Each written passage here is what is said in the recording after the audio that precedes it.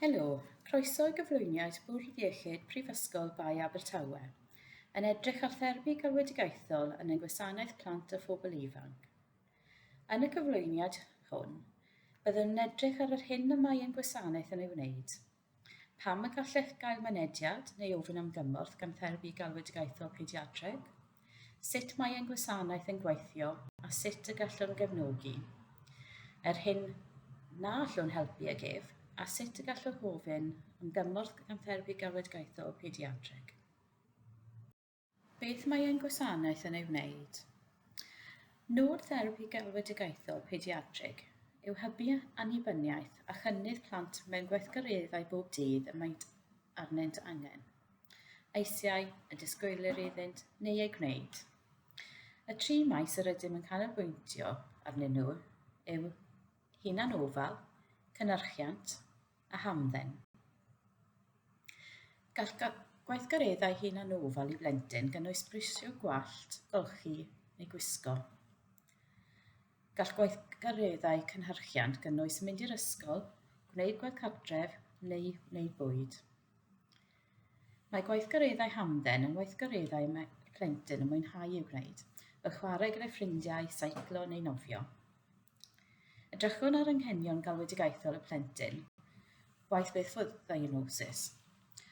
Ond, rydym yn deall y gall diagnosis effeithio ar ymgysylltu ar meistroli sgiliau. Mae llawer o ffactorau all effeithio ar ymgysylltiad a datblygiad gweithgareddau bywyd bob dydd, gan gynnwys yr amgylchedd, amgylchiadau cymdeithasol, cymhelliant, oedi ddatblygol, heriau echeddol neu synhwyraidd a gwahaniaeth herio corfforol. Rydym yn ystyried yr holl agweddau hyn allai effeithio ar gymryd rhan mewn gweithgareddau ac yn gosod nodau gyda'r plentyn a'r teulu yn unol â hynny.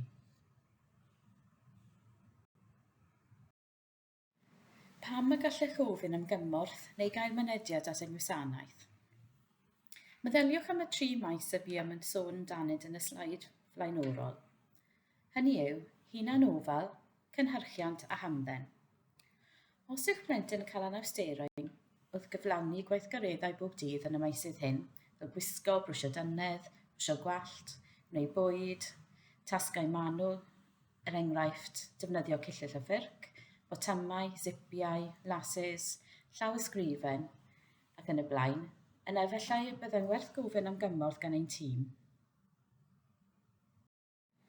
Sut mae ein gwasanaeth yn gweithio? Mae therapi galwedigaethol pediatreg yn gweithio mewn ffordd gyfannol sy'n canolbwyntio ar y plentyn. Ein nod yw roi'r plentyn ei anghenion a'i gymelliant a'i ddymuniadau wrth wraidd y hyn a wnawn.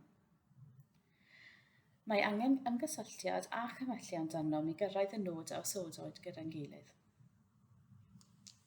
Rydym yn canolbwyntio ar alwedigaeth. Fel therapyddion galwedigaethol, rydym yn canolbwyntio'n llwyr ar alwedigaethau neu weithgareddau a chyfraniad y plentyn yn y galwedigaethau bob dydd hyn. Edrychwn ar anawsterau gyda'r gweithrediad a'r agweddau a effeithio ar weithrediad. Os oes gan plentyn neu berson ifanc anghenion gorfforol, synhwyraidd neu ddatblygiadol, rydym yn cydnabod ac yn edrych ar sut maent yn effeithio ar eu cyfraniad presennol mewn galwedigaethol ystyrlon. Rydyn ni'n gydweithredol ac yn gweithio gyda'r plentyn, ei deulu a'r bobl o amgylch y teulu. Er enghraifft, ysgol, gofalwyr eraill, gweithwyr proffesiynol eraill ac ati. Ein nod yw sgilio bobl sydd yn gweithio gyda'r plentyn neu sydd gyda'r plentyn bob dydd i helpu. Rydym yn canolbwyntio ar nodau ac yn gwneud y nodau hyn gyda'r plentyn a'i teuluoedd. Rydym yn dilyn fframwaith lle rydym yn gweithio mewn cyfnodau gofal. Pan fydd y nod wedi ei gyrraedd, mae'r plentyn ar gau i'r gwasanaeth gyda'r farn y gellir ailgyferio unrhyw adeg pe bai angen. Yn olaf, ein nod yw rheoli disgwyliadau a gosod nodau realistig a hylaf yn seiliedig ar gam datblygiad y plentyn a phroffail corfforol a synhwyraidd. Os caiff plentyn ei wthio cyn ei fod yn barod, gall hyn arwain at rwystredigaeth a gwrthodiad i gymryd rhan mewn gweithgareddau oherwydd ofn methu. Sut gallwn ni helpu? Yn seiliedig ar yr anghenion a nodwyd, dyma rhai ffyrdd y gallwn ei cefnogi chi eich plentyn. Darparu strategaethau a chyngor a sut y gellir cefnogi eich plentyn yn y cartref neu'r ysgol neu amgylchedd lle mae'n cymryd rhan neu anfwyddigaethol ystyrlon.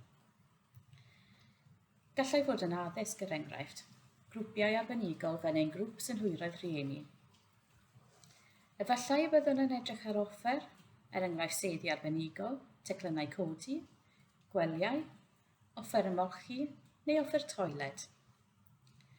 Yn olaf efallai, y byddwn yn cyfeirio'r gwasanaeth gwahanol i ddewallu'r angen gwbwrau. Gall y gwasanaethau hyn fod yn dîm o amgylch y teulu, o cymorth cyntaf, ymwelwyr iechyd arbenigol, gwasanaethau iechyd meddwl plant a basgoed, neu CAMS, seicoleg, ffisiotherapi, therapi iaith a lleferydd, neu addysg THG.